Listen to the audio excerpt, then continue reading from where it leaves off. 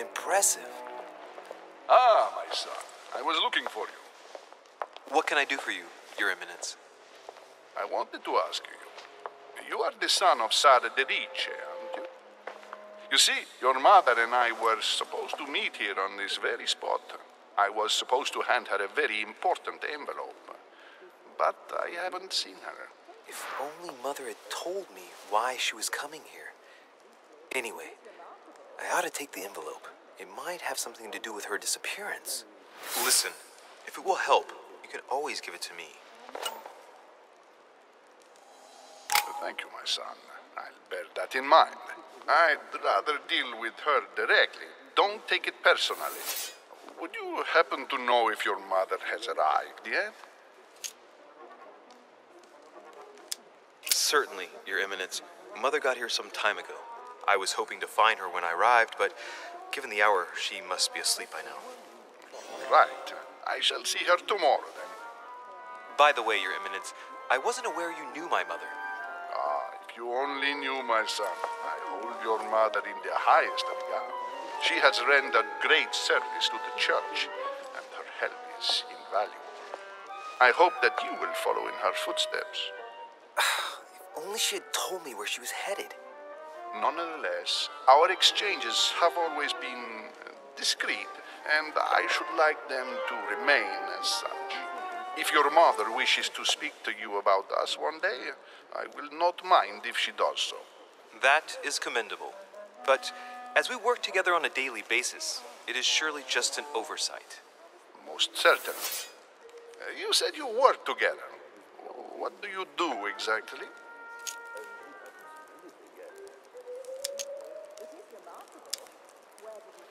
My mother and I belong to the same secret organization, the Golden Order, which I joined a few years ago.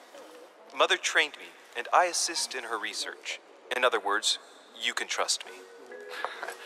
My child, you are telling a perfect stranger that you and your mother work for a secret society. It would seem that discretion is not one of your specialities, my son. You will understand that it does not encourage me to put my trust in you. Shit! All the same, it bothers me to see you in a quandary, Your Eminence. Is there any other solution? Look, if it's of any help, you can always leave your envelope with me and I'll give it to her as soon as I see her. I hesitate. Up till now, we have always dealt with her in person, and that has always been successful. Do you think I should give it to you?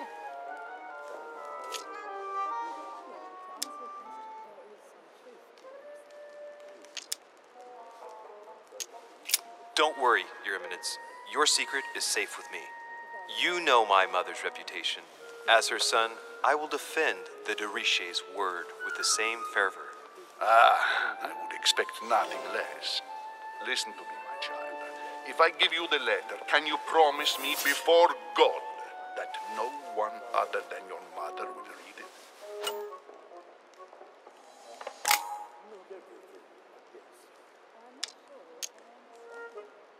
I swear by the Almighty God to honor the promise that no one but my mother shall cast her gaze upon your letter. Good. Listen, let's stop there. I'm going to tell you a secret, Monsieur de Riche. Your mother and I are organizing the escape of a large number of French priests who face a massacre organized by the accursed Republican tribunals. The church is literally being bled like a beast. Without your mother, hundreds of men of the cloth would have gone to the guillotine. She has made the services of your order available to us by organizing the priests' safe passage across the borders. Even if she does not share all our convictions, she always provided assistance. Young man, you can be proud to be her son. Be it only for her sake. Always respect your name. Here, the letter I spoke of. It includes a list of about 15 names ready for departure. Be quick. Remember to tell Sarah when you see her that time is short. Well played. I'll decide later when I'm alone whether to look at what it contains.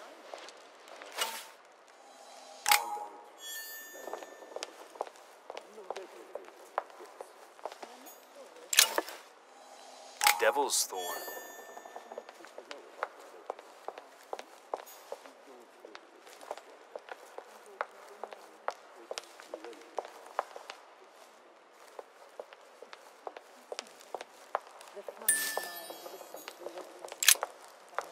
Lives of the Noble Greeks and Romans by Plutarch, a biography of the great men.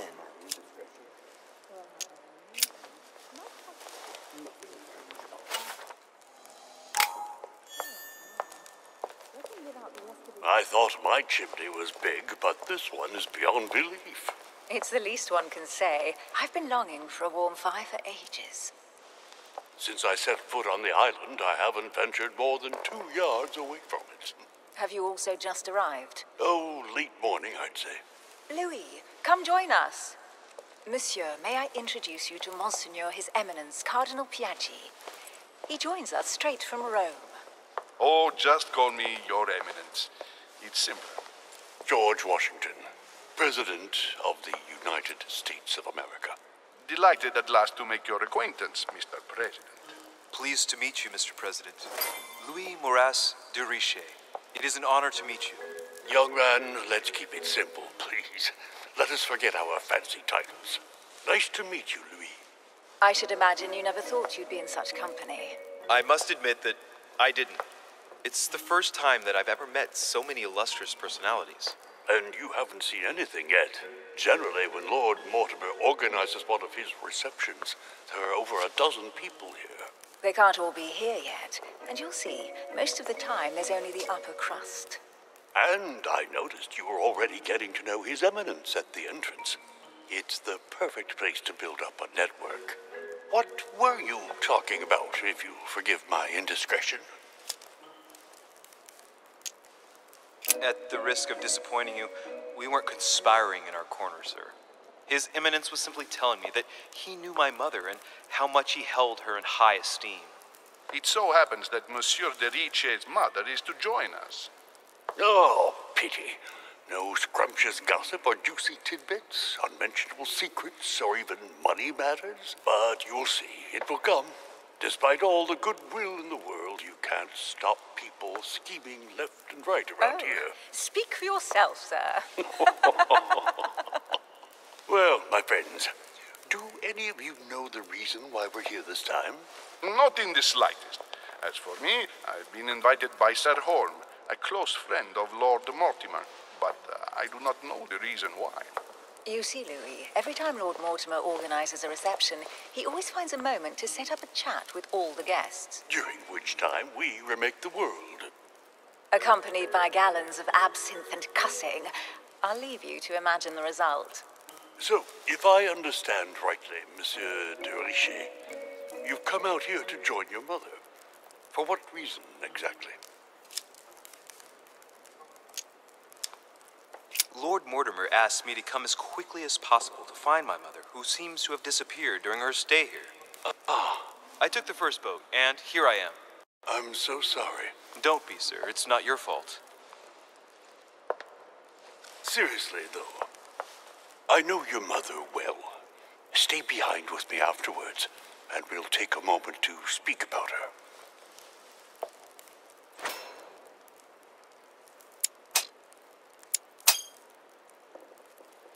Good Lord. Washington is wearing the emblem of the Grand Master of the Golden Order. It's the highest distinction of the order in the United States. It puts him on par with my mother. He must really know his stuff when it comes to the occult. Good evening, my friends. Holy shit. That's the man for my vision. An urgent case has delayed our host, Lord Mortimer. He can't be present this evening, and he sends his deepest apologies. He's asked me here and he hasn't even turned up? Great start.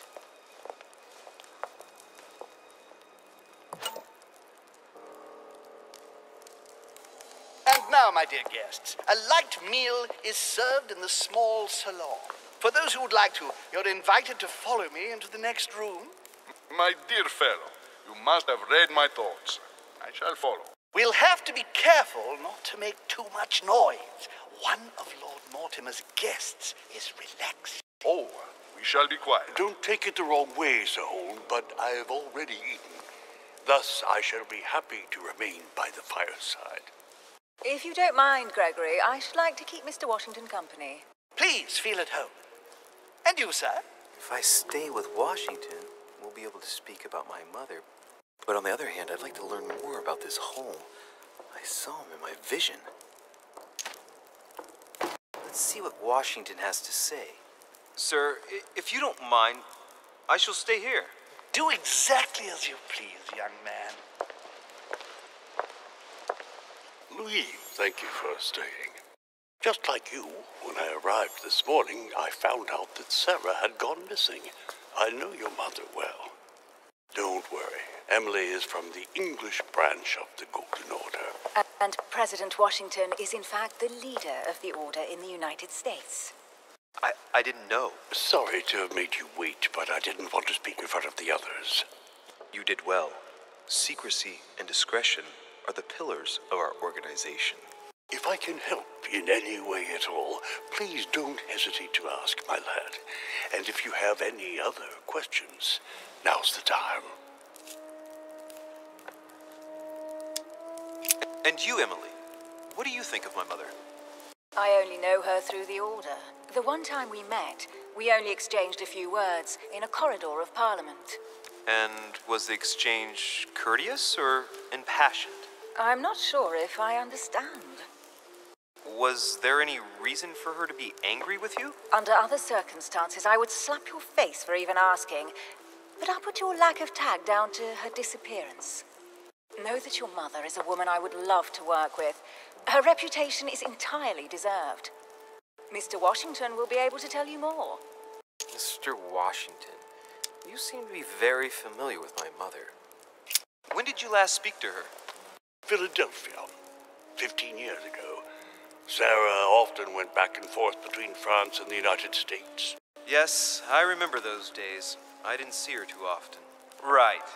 Would it be too much if I asked you a few more questions? Not at all. Go ahead. But I can't promise I'll remember everything. May I ask, when you saw each other, what did you talk about? When she came to the U.S., did you exchange ideas about the Golden Order? Exactly. What's more, she was essential in helping set up the American branch of the Order. I would never have become its leader without her help. We are a new country, and to achieve our democratic ideals, we need to count on discrete powers such as our organization. Thank you, sir. I was hoping to speak with Lord Mortimer. At least now I have some information, thanks to you. I repeat, Lord Mortimer is a man of his word. You won't be disappointed. And I am persuaded that your mother's research is his main concern.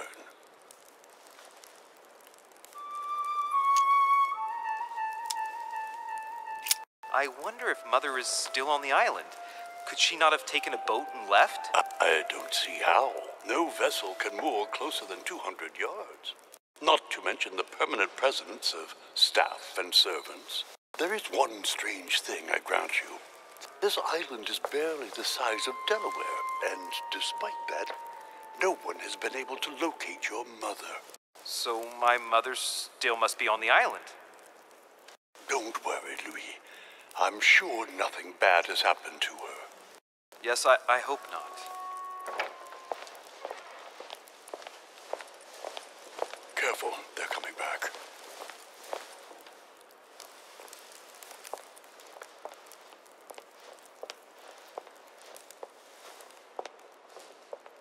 Well, I am impressed with all this splendor. But don't spend too much time with Mr. Washington, my dear, or you'll lose your pretty accent. You seem to be intrigued by that statue. Absolutely. It is remarkable. Lord Mortimer is fond of atypical works of art. I won't disguise the fact that I find it all a little megalomaniacal. But I must say, he does have some outstanding pieces.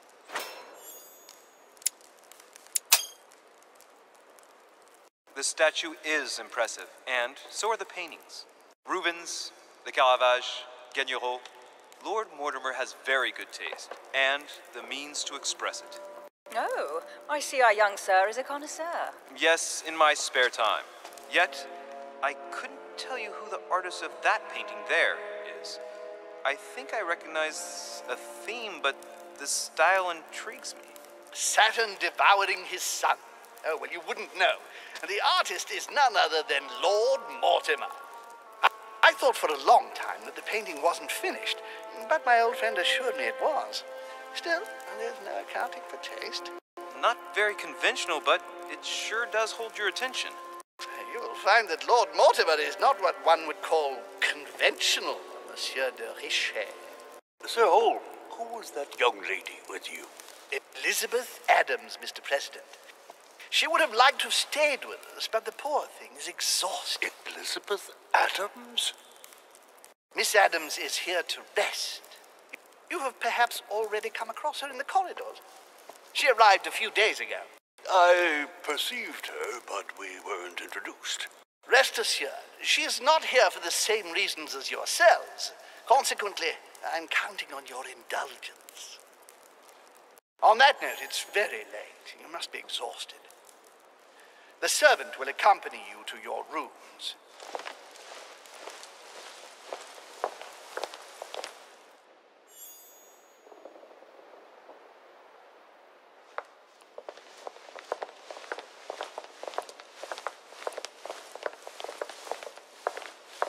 Ladies, gentlemen, I bid you all good night. Mr. President, Your Eminence, Duchess, you have the same rooms as usual. You, Monsieur de Richet, will find your room at the end of the corridor. Well, my friends, I am bone tired. I am off to my bed. See you in the morning. Good night, sir. I shall do likewise. Louis, I shall see you in the morning. Sleep well. Good night. See you tomorrow. Oh, man. It's been quite a day. Right. Where is my room?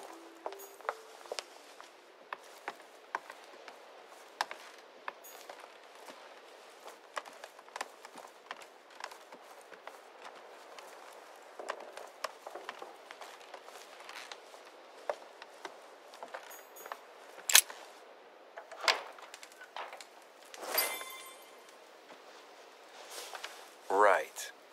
So what shall I do with this letter? It might be about my mother's disappearance. But if I open it, I'll be betraying Biaggi's trust. What should I do?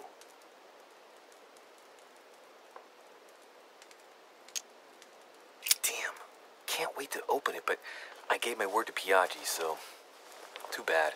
I'll wait until I hand it to Mother. Wow. Nice room. Mortimer sure doesn't do things halfway.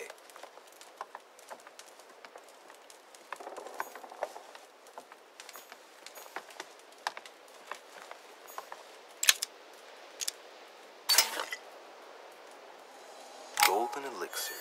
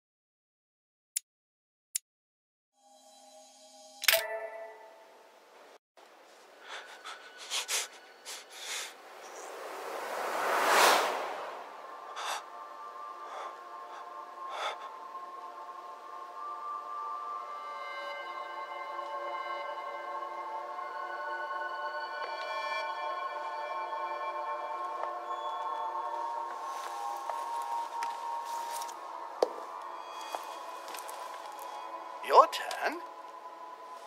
The servants are not very efficient. De Richet can't be far away. They'll find her soon. Their search time is restricted, given that they must keep an eye on Adams. I can take care of her, you know. Yes. Well, in any case, I do thank you for bringing her to the island. From what I've understood, the search of de Richet's room hasn't turned up any results. Not yet, no. But we've put her son in there. Perhaps he'll find something. That might come in handy. Louis grows impatient at not yet having met the famous Lord Mortimer. He will meet him tomorrow.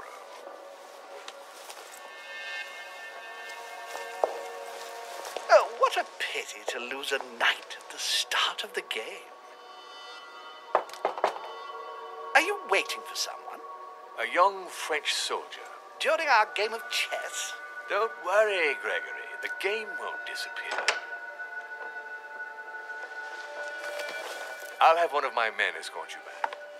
Don't trouble yourself. I know my way out.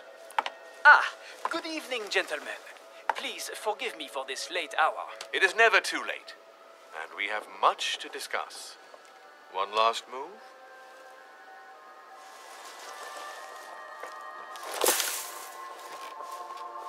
Don't worry. Our games always seem to end like this. Or always start like this. Come, take a seat, my friend.